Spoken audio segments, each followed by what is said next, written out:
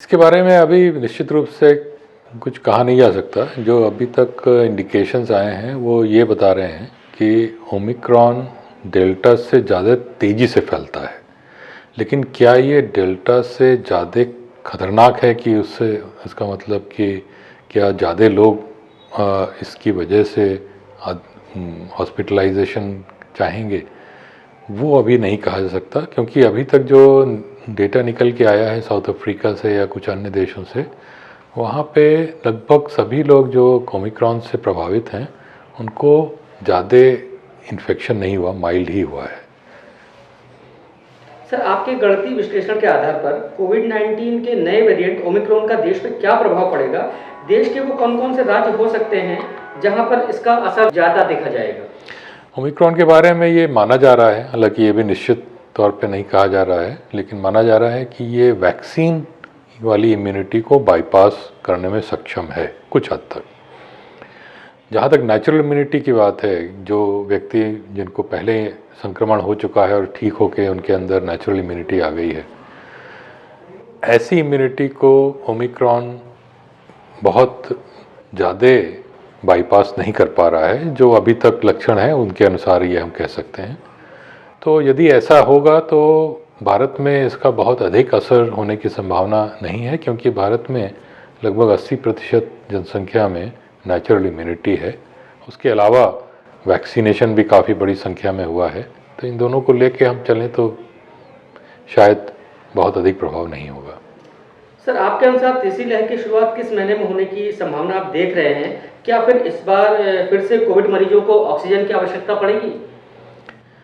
Omicron पूरी संभावना है कि हमारे देश में भी फैलेगा, और क्योंकि ये डेल्टा से अधिक फैलने और ज़्यादा तेज़ी से फैलने वाला है तो थोड़ा जल्दी फैलेगा। तो अगर हम मानते हैं कि अभी से फैलना ये प्रारंभ कर चुका है, तो तीसरी लहर जो आएगी वो अगले साल के शुरू के महीनों में अपनी चरम स्तर पे होगी, और उसके बाद संख्या कम होनी शुरू हो जाएगी। बहुत दूसरी लहर जितनी घातक नहीं होने की संभावना है, और इसीलिए जो दूसरी लहर में बहुत ज़्यादा ऑक्सीजन या हॉस्पिटल बेड्स की आवश्यकता पड़ी थी, अभी तक के जो लक्षण हैं उसके अनुसार दिख रहा है कि ओमिक्रॉन की वजह से उतनी आवश्यकता नहीं पड़ेगी। ये इसके बारे में अभी निश्चित रूप से कुछ कहा नहीं जा सकता। जो अभी तक इंडिकेशंस आए हैं वो ये बता रहे हैं कि ओमिक्रॉन डेल्टा से ज़्यादा तेज़ी से फैलता है।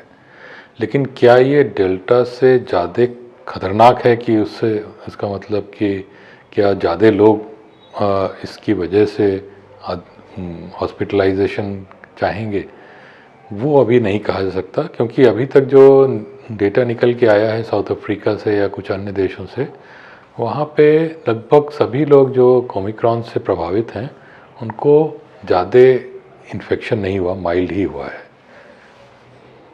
सर, आपके गणितीय विश्लेषण के आधार पर कोविड-19 के नए वेरिएंट ओमिक्रॉन का देश पे क्या प्रभाव पड़ेगा?